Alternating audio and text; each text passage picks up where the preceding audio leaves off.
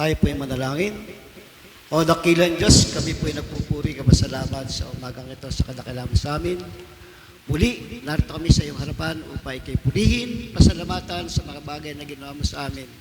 Sa magdamag na nakalipas, O Diyos, kami merong magandang umaga nagisnan at patuloy mo binibiyan ng bawat isa. Sa pag-aaral namin ng salita, O Diyos, sa umagang ito, nawa makita namin ang kahalagahan ito sa buhay namin at may pamuhay namin ayon sa kalooban mo. Salamat po, Panginoon, sa bawat sa amin narito. Makikinig kami na may kagalakan sa puso namin at ikaw po, Panginoon, ang pupurihin habang kami nabubuhay. Kaya salamat po. Muli binabalik namin sa lahat ng kapurihan sa pangalan ng anak mo si Jesus. Amen. Magandang umaga po sa bawat sa atin. Salamat po. At tayo po ay mag-aaral ulit ng salita ng Diyos.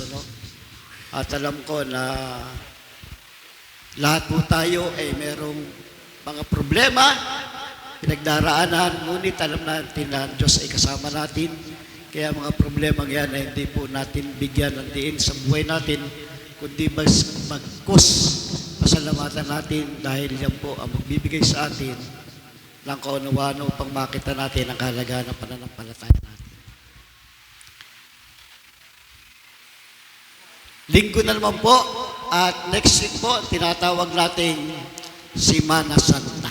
Tama po ba? Semana Santa, ito po isang Latin word kung saan sa Latin word na ito nanggaling sa Spain o sa kahulugan po niya ni Holy Week sa English at sa Tagalog po naman ay mahal na araw. Bakit po ba may Semana Santa na tinatawag tayo o mahal na araw? Kailan po ba pinagdiriwang itong Semana Santa at ang Holy Week na ito? Dapat po natin maunawaan, mga kapatid, kung bakit po natin pinagdiriwang ang Semana Santa o sa English ay Holy Week.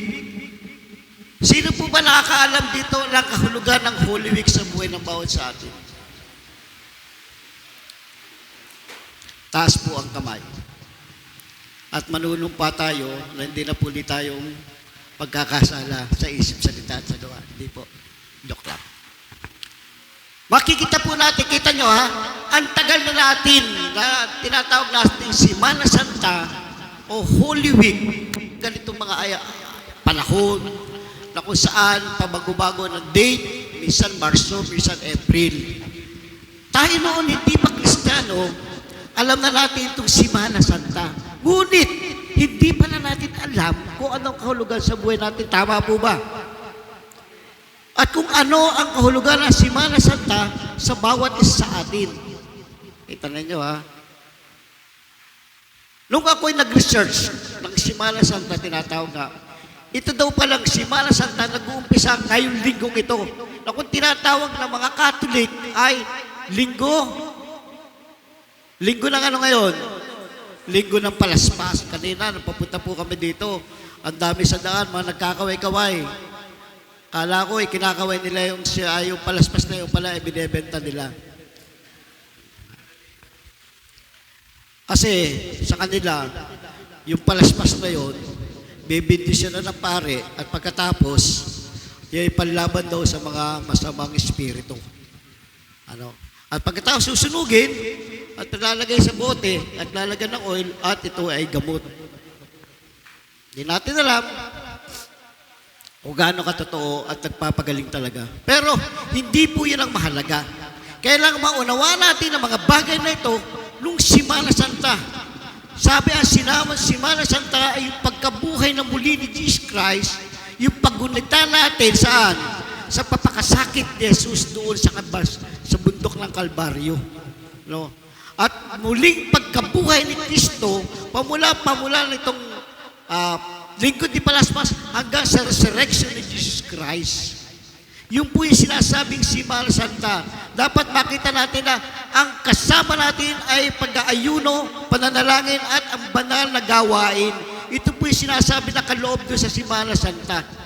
Yung pagpapakasakit ni Jesus Christ sa bawat sa atin, pamula noon, nung si Kristo ay hinuli hanggang sa siya ay muling nabuhay. Semana Santa ay isang linggo na pagdiriwang po ng mga Hudyo ng mga panahon yun. Pero sa atin, pinagdiriwang din po natin ang Semana Santa ng isang linggo. Tama po ba? Tama po ba? Ang pagdiriwang ba ng Semana Santa ay isang linggo lang po sa bawat sa atin? Dapat makita natin sa isang Kristiyano na kailangan natin ipagdiwang ang Semana Santa hindi lamang isang linggo, kundi ito'y araw-araw na ginagawa ng Diyos para sa atin. Hindi natatapos ang resurrection ni Jesus Christ noong siya ay nabuhay na magmuli na ikatlong araw na siya namatay, kundi araw-araw na dapat natin gunitain ang pagkabuhay muli ni Jesus Christ sa buhay natin. Kaya lamang ang problema ng bawat sa atin pagmahal na araw lang natin, ginugunita natin yung mga bagay na yan Diba? Pagkatapos po noon, katulad niya, darating na naman sa linggo, yung resurrection. At yung iba, ang ginagawa pa, sumasalubong pa kay Jesus Christ sa umaga. Diba? Nako, galian na maraming tao yon. Kahit na Kristiyano, meron pong ginagawa ngayon. Na, yung madaling araw, doon sila magsaya worship service at ang tinatawag nilang pagsalubong. Pagsalubong. Kung ano man ang kahulugan sa buhay nila yon, wala na po tayo doon. Ang mahalaga, maunawa natin nung si Kristo ay nabayubay sa krus at pagkatapos noon ay ikatlong araw, nabuhay sa magmuli. Ang pag-aaralan po natin ngayon ay ang kapangyarihan muli pagkabuhay. Game na po ba tayo? Gusto ba niyo maunawaan ang muli pagkabuhay ni Jesus Christ? Para mahina. Parang tatatlo. Parang aapat. Parang popcorn na, no? Pag ganyan-ganyan. Ulitin ko. Gusto na ba niyo maunawaan? Ayun, salamat po. Kapangyarihan ng muli pagkabuhay. Ano ba itong pagkabuhay na ito? Sabi nga, una, ang kahulugan muli pagkabuhay ni Jesus. Yan. Resurrection is turning point of our ages, sabi nga. Si Jesus Christ ay center of time kung saan siya yung core of creation. Siya yung pinaka-sentro ng creation ng bawat sa atin.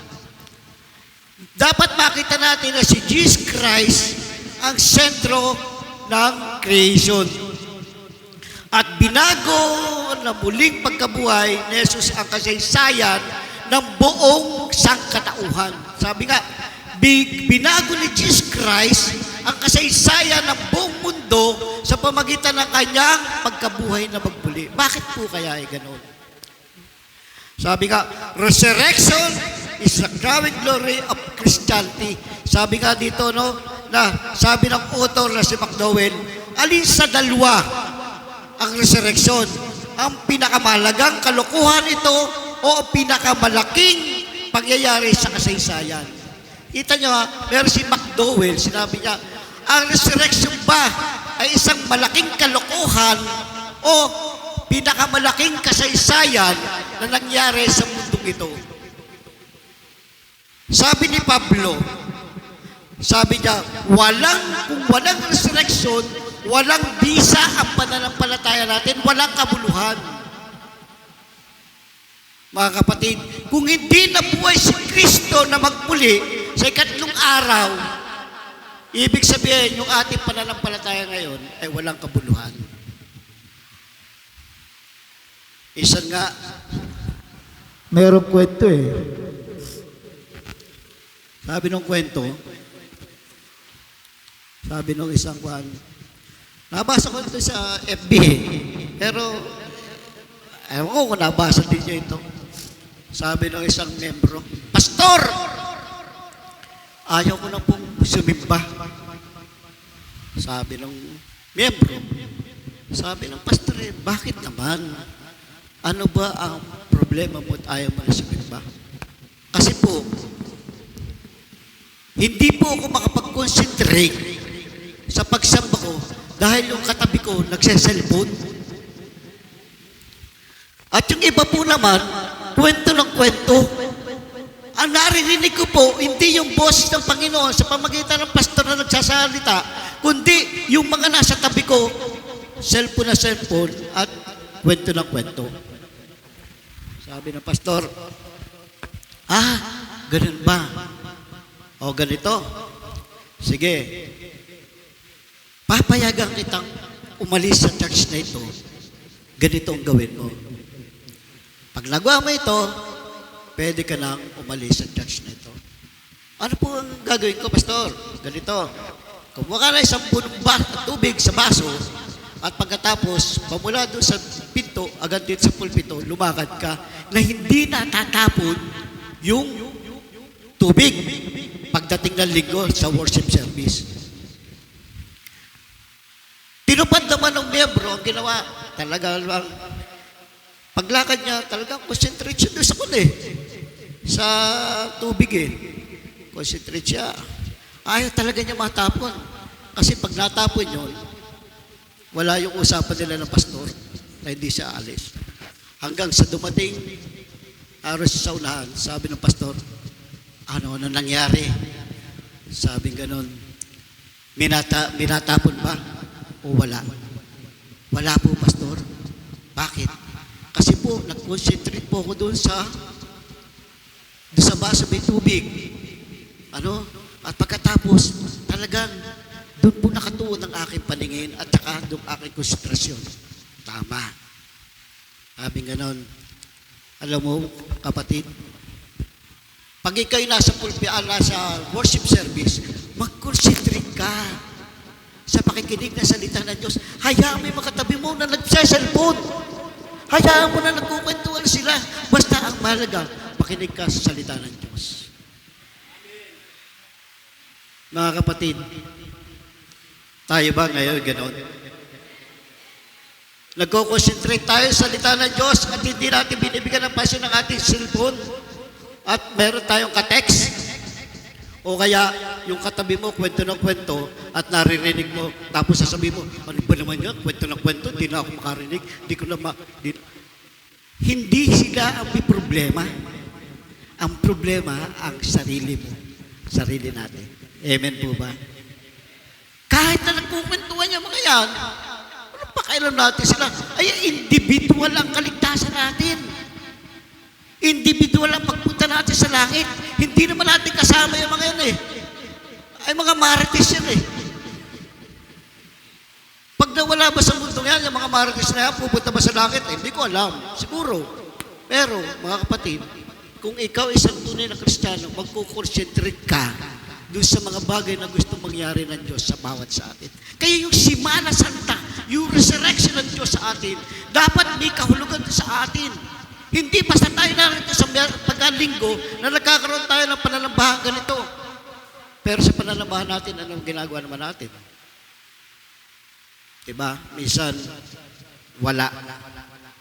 Isip natin, maliwa. Ano yun? Iba-iba na isip natin at talagang naglalaro sa isipan natin mga bagay na kung saan yun ang nagiging problema natin. Kaya dapat makita natin ng mga kapatid, yung resurrection ng God sa atin, dapat madama natin sa buhay natin, lalo na sa ating pananambahan. Ang muling pagkabuhay ay tugon ng Diyos sa kamatayan ng kanyang bugtong na anak. Sabi nga, yun doon yung tugon ng Diyos sa kamatayan ng kanyang bugtong na anak. Kaya sabi natin, dapat makita natin mga kapatid, yung katugunan ng Diyos Ama doon sa pinagawa sa kanyang anak ay yung muling pagkabuhay ni Kristo. Dahil gusto ng Diyos na makasama ang lahat ng kanyang nilalang din sa mundo ito. Ngunit, hindi po lahat ay makakasama. Hindi po lahat mapunta sa langit. Bakit? Re-rejectin nila yung resurrection na yun Re-rejectin nila yung muling pagkabuhay ni Kristo. Re-rejectin nila si Kristo bilang kanilang Panginoon at tagapagligtas sa kanyang buhay. Dahil ang kanilang ginagawa, yung sarap ng buhay sa araw-araw na kanilang buhay. Yung sarap na ginagawa nila sa araw-araw. Kaya walang resurrection sa buhay nila. Kaya tandaan po natin, hindi po lahat pupunta sa langit. Kahit tatay mo, nanay mo, kuya mo, kapatid mo, asawa mo, hindi po yan. Hanggat walang resurrection sa buhay nila, hanggat wala si Jesus Christ sa buhay nila, bilang kanilang Panginoon at tagapagligtas ng buhay nila. Kaya tandaan natin mga kapatid, ano man ang gawin natin, lagi natin ginugunita itong ganito mga Semana Santa, dapat natin malaman anong kahulugan sa buhay natin. Pangalawa, ang implikasyon muli pagkabuhay sa ating ng Panginoong Yesus. Una, ang muling pagkabuhay ay tumatapos sa tinatawag na kenosis. Sabi nga sa Hebrew word, kenosis. Theory of incarnation, sabi nga, ito yung theory of incarnation. O pagpapababa ni Jesus bilang isang alipin, doon natatapos, sabi nga. Hindi na natiling alipin o hamak si Jesus. Yung resurrection na yon, doon na nagpatibay na hindi laging alipin si Jesus Christ nung panahong yun. Hindi na natiling alipin o hamak si Jesus. Resurrection's mark and of Jesus' poverty. Doon natatapos doon yung poverty ni Jesus Christ at sa beginning of powerful of kingship. Dito daw nag-uumpisa uli yung nung nabuhay si Jesus Christ, yung poverty ni Jesus Christ, yung paghihirap niya, natapos na, at pagkatapos, doon nag-uumpisa ang kanyang paghahari sa mundong ito.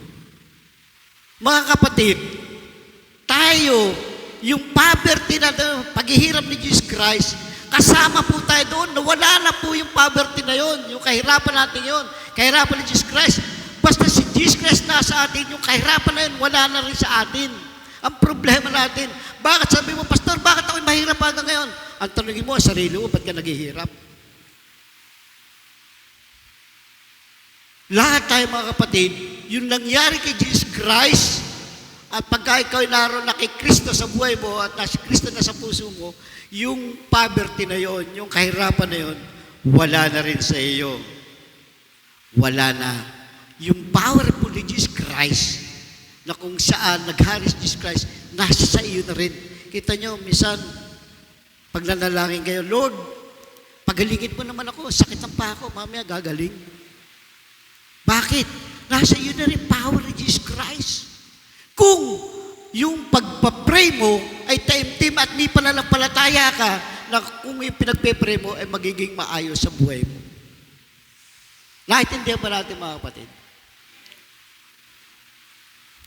Kaya dapat ang pagkabuhay o okasyon ng pagpunta sa korona ni Jesus bilang hari ng buong daigdig, ang crowning, sabi nga, ito yan natin nyo ha, yung crowning ng isang Japanese emperor noon, panahong yun, nag-invite pa ng maraming tao para lang masaksiyan ng pagka-crown ng Japanese na yun. Pero si Jesus Christ, kinoronahan si Jesus Christ, hindi sa televise. Hindi katulad nitong leader na ito. Si Jesus kinoronahan bilang Diyos at hari sa pamagitan ng pagbabangon sa Kanya mula sa libingan. Because the resurrection, Jesus reclaimed His honor, majesty, and authority and power as the only begotten Son and the living God. Sabi ni Jesus sa Matthew 20:18, ibinigay na sa akin ang lahat ng kapangyarihan sa langit, sa lupa. Kita ninyo. Kaya, yung kapangyarihan na yan na kay Jesus Christ, mapapasa atin din yan, mga kapatid. Mapapasa atin din yan. Kung tayo tama pananampalataya natin kay Jesus Christ. No.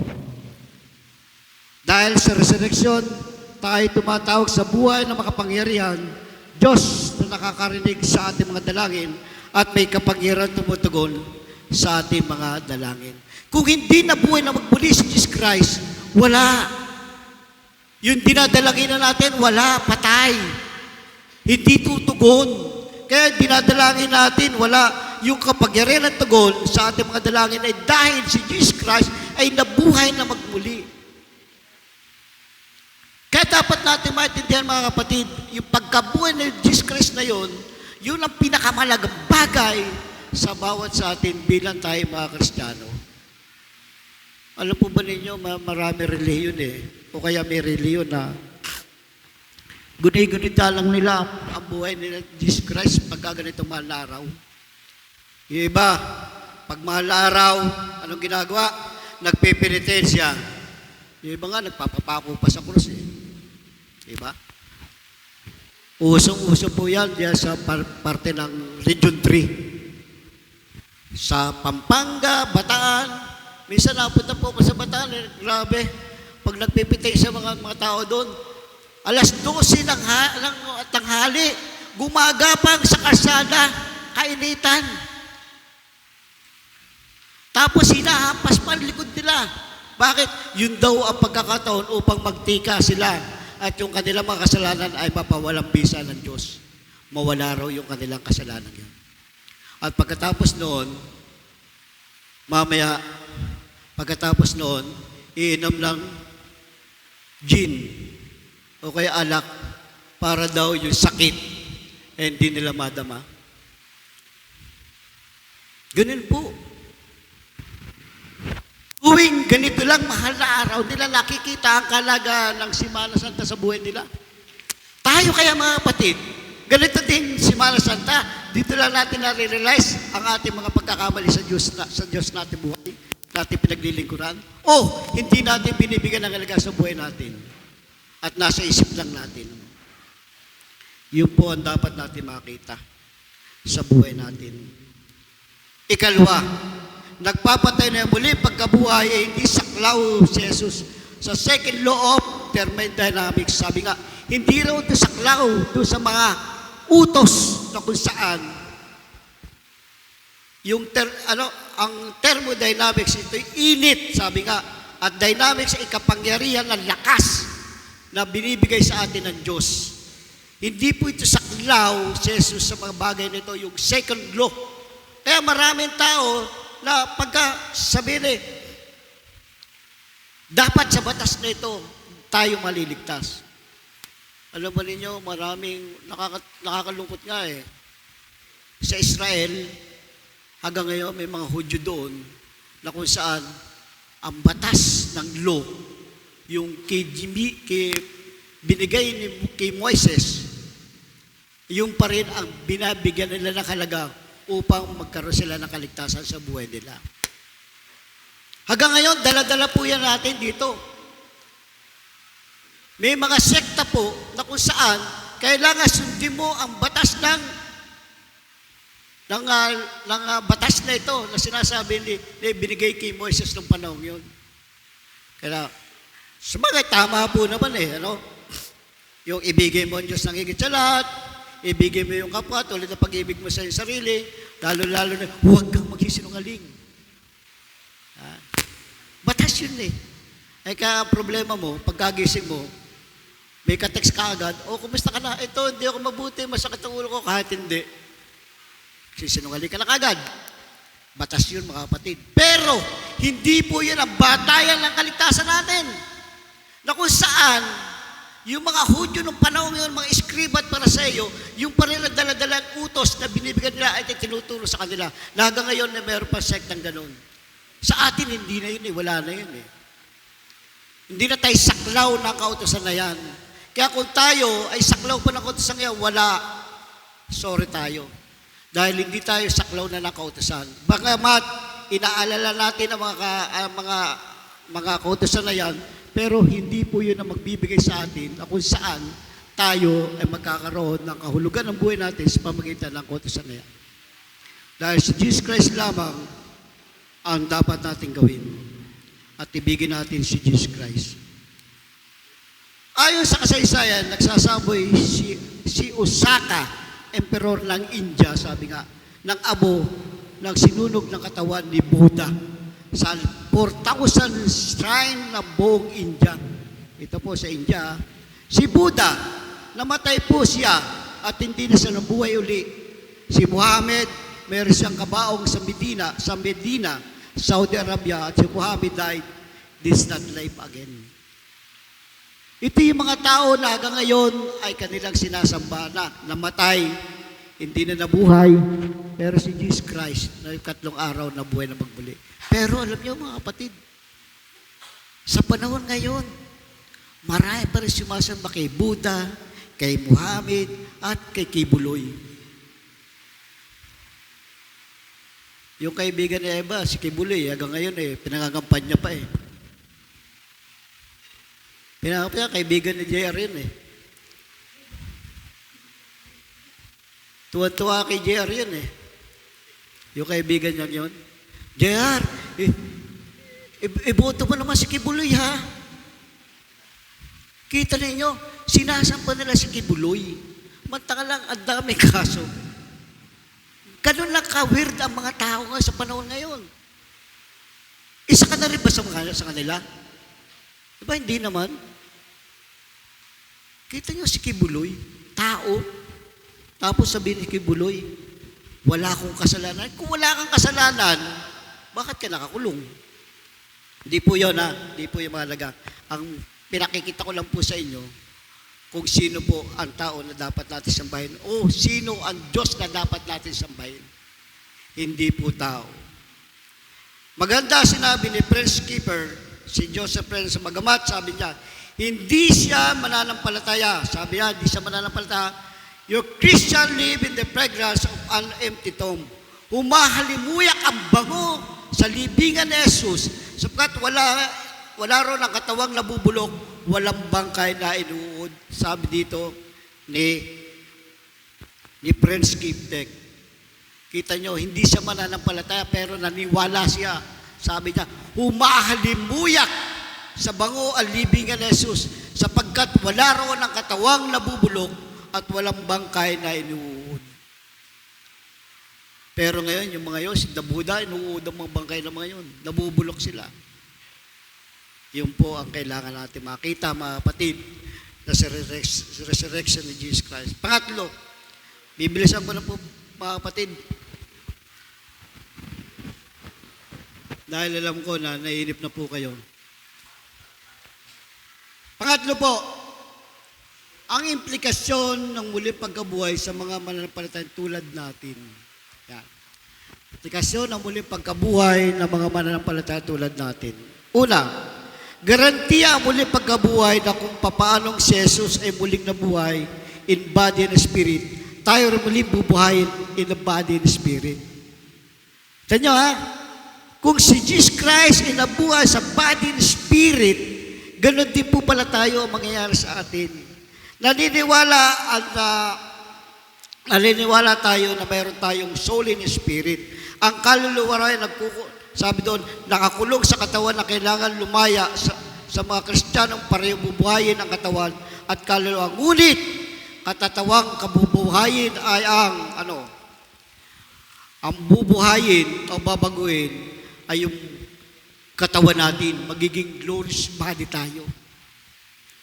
Pagdating ng Jesus Christ sa second coming, alam po ba nyo ang unang bubuhay ni Jesus Christ? Yung mga patay sa libingan na Kristiyano. Kung ikay namatay na Kristiyano ka, bubuhayin ka uli ni Jesus Christ. At yung katawang mo ngayon, magiging glorified body. Magkakaroon yung spirit mo ng Diyos muli bibigay sa iyo at magiging glorified body ka. Ibig sabihin ng glorified body, wala ka ng hirap, wala ka ng sakit, wala ka naman. At pag sinabi mo, gusto kong pumunta na US, isang iglap lang, isang pitik, naroon ka na sa US. Sabi nga, yun yung theory ng mga scholar. Pero, siguro may katotohanan talaga yun. Na kailangan yung pagkabuhay na yun, dapat natin makita, mga kapatid, na buhay na yun ay magiging glorified body tayo. Yung iba naniniwala sa reincarnation, pero dapat tayo hindi maniwala sa reincarnation. Ano? Naniwala tayo sa resurrection. Natitiyak natin, muli ang pagkabuhay, kahulihan, ay tila walang katapusan ang pagkahari ng kasamaan, kasinungalingan at kabiguan. Ngunit, tanda natin, pagkatapos ng Biyernes Santo, ay, Pasko ng pagkabuhay. Pagkatapos ng dilim ay may umaga. Even the darkness hour is only 60 minutes. Pagkatapos noon, magiging maayos at magiging na ang buhay natin dahil sa resurrection ni Jesus Christ. Ang layo na ng Diyos sa ating buhay ay laging maganda. Gusto niya sa atin ay laging happy ang buhay natin. Mga kapatid, ang gusto talaga ng Diyos ay maging happy tayo. Kaya nagkaroon ng resurrection. Dahil ayaw ng Diyos na tayo maghirap at magkaroon ng problema. Ang problema lang natin, sabi nga, yung problemang yung binibibi natin. Hindi naman kailangan yung problemang yun ay iyakan.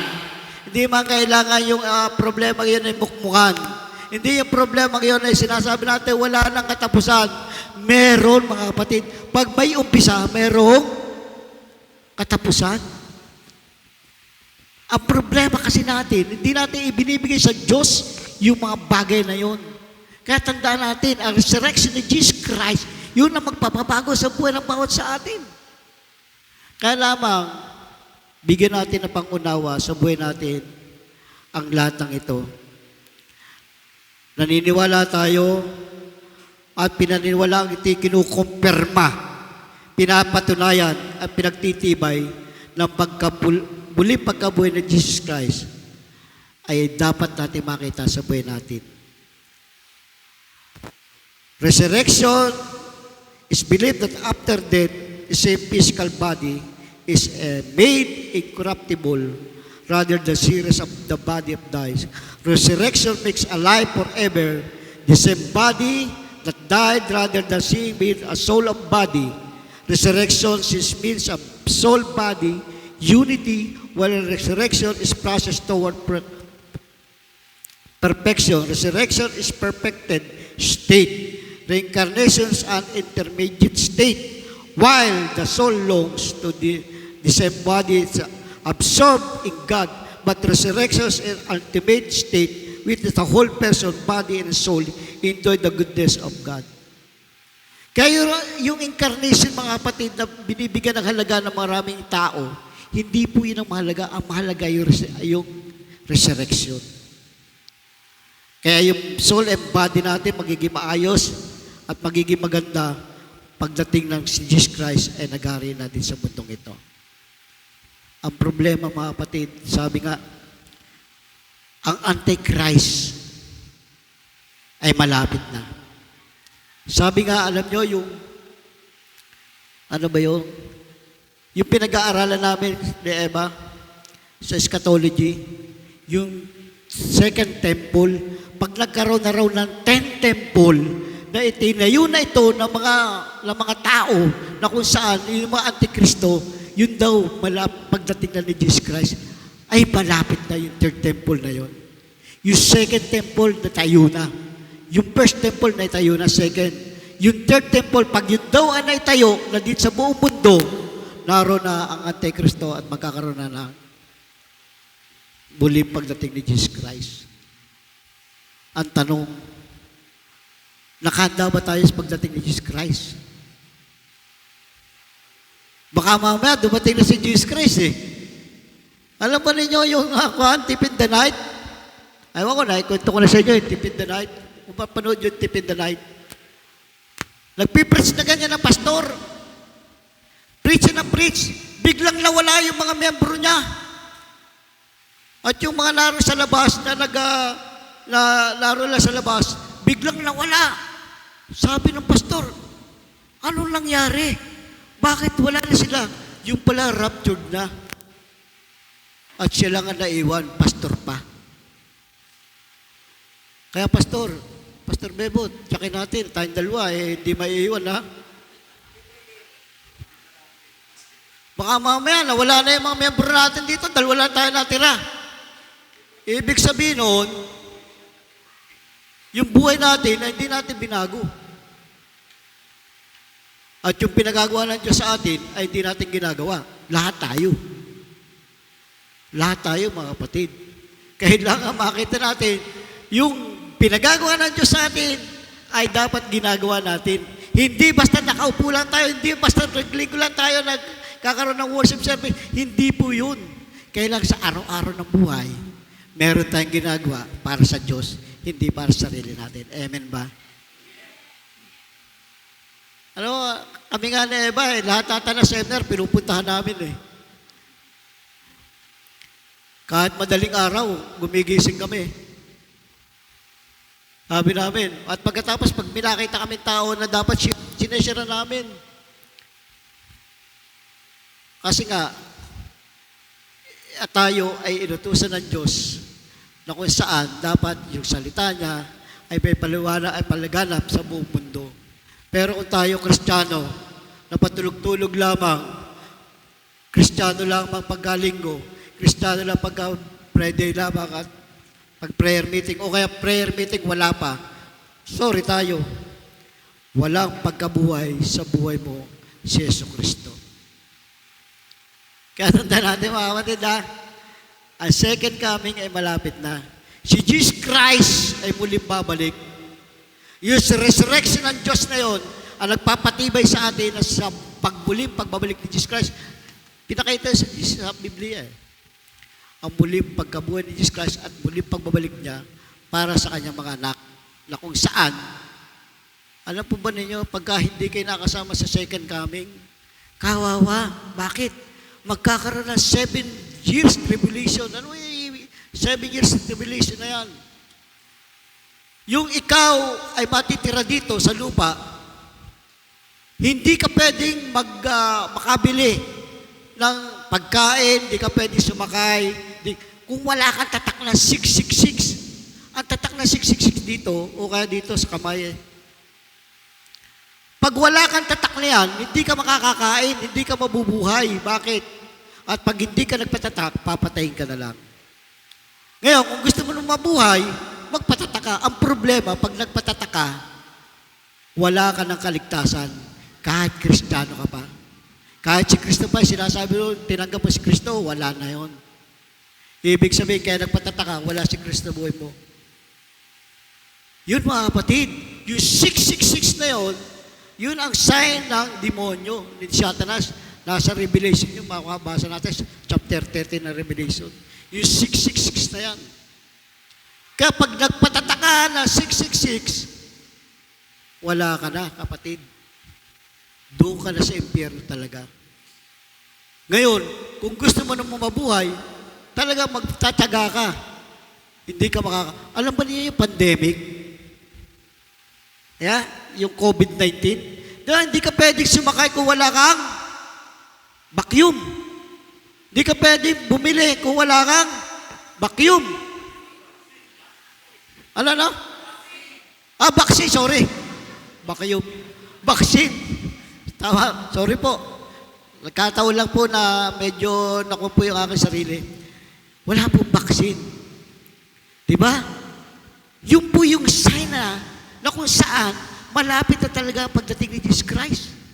Kita nyo pag wala kang vaccine, hindi ka pwede bumili, hindi ka pwede pumasok. Kaya kami na pupunta kami na General Santos. Hinanap pa namin kung kami may vaccine. Hindi kami makasakay ng aeroplano eh. Nagpa-vaccine kami noon. Sinovac. Sinovac. Tapos, yung second vaccine, hindi na kami nagpa-vaccine noon. Isa lamang. Ayaw na nagpa-vaccine kasi ang tayo pala namamatay pag na second batch na. Yung po mga kapatid ay umpisa na kung saan malapit na talaga ang dumating ang Antikristo.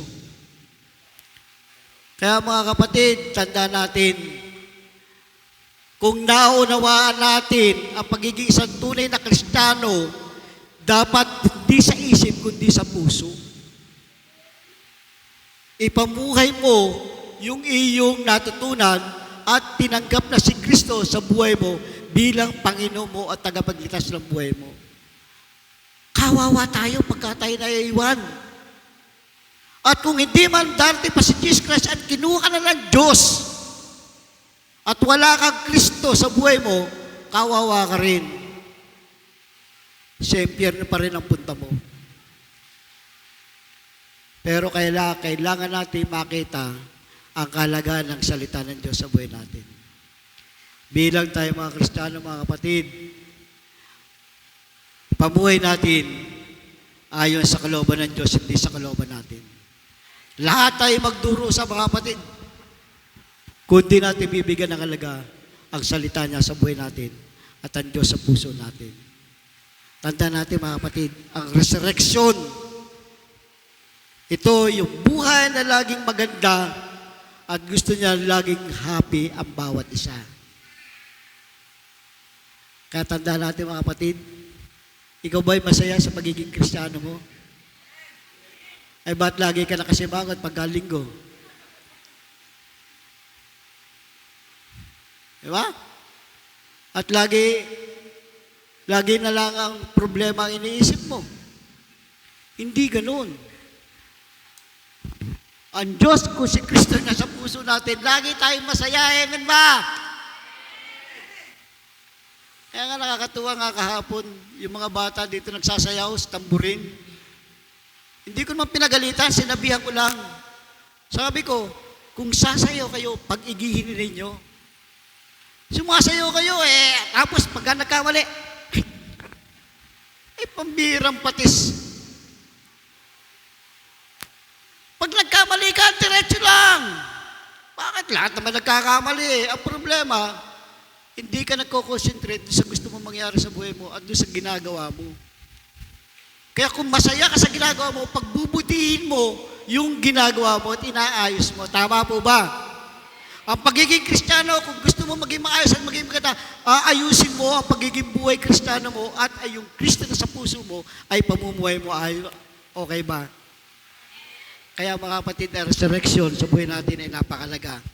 Dahil si Kristo, ang susi na lahat, at ang bawat sa atin magkakaroon ng kapangyarihan sa ating buhay kung susundin natin lagi si Kristo sa buhay natin. Amen po ba? Kaya tanda natin mga kapatid, Semana Santa ay inaalaala lang natin. Dapat sa pag-aalaala natin, dapat si Kristo ang inaalala natin sa buhay natin. Hindi itong tradisyon na ito. Kasi yung iba, tradisyon lang O tradisyon na lang. At pagkaganito si Semana Santa, doon lang binibigay nila ang buhay nila sa Diyos. Pero tanda natin, ang Semana Santa, araw-araw sa buhay natin. Ang resurrection of Jesus Christ, hindi natatapos sa buhay natin yan. Dahil yan ang magbibigay sa atin ng kaunawaan upang makita natin na tayo mga Kristiyano ay mayroong magandang pupuntahan at makakasama natin pagdating ng araw si Jesus Christ doon sa kanyang kaharian. Amen ba? Kaya tandaan natin mga kapatid, ng araw na ito ay bigyan natin sa Diyos ang ating sarili. Sandalin tayo tumungo mga kapatid at tayo pumikit. At muling balikan natin mga kapatid ang ating buhay. Kung may mga pagkakamali tayo, ngayon na lang natin ibigay sa Diyos. Hingi natin ng tawad mga kapatid. Yung mga pagkakamali natin na lagi nating ginagawa sa buhay natin. Huwag natin balikan yung mga masama nating buhay nung panahon hindi pa tayo nakakilala kay Kristo. At ayusin na natin ang ating buhay bilang ang tunay na Kristiyano. Alisin natin ang pagiging mainitin ng ulo, magagalitin, masama ang loob lagi, sisinungaling, at sa mga bagay na hindi maganda sa ginagawa natin. Ngayong oras na ito mga kapatid, i-confess natin sa Diyos yung mali natin ginagawa. At ibigay natin sa Diyos ang ating sarili upang siya na maghari sa atin, hindi na ang ating sarili. Kung wala pa si Kristo sa puso mo, ngayon ang oras na ito, tanggapin mo siya bilang inyong Panginoon at tagapagligtas.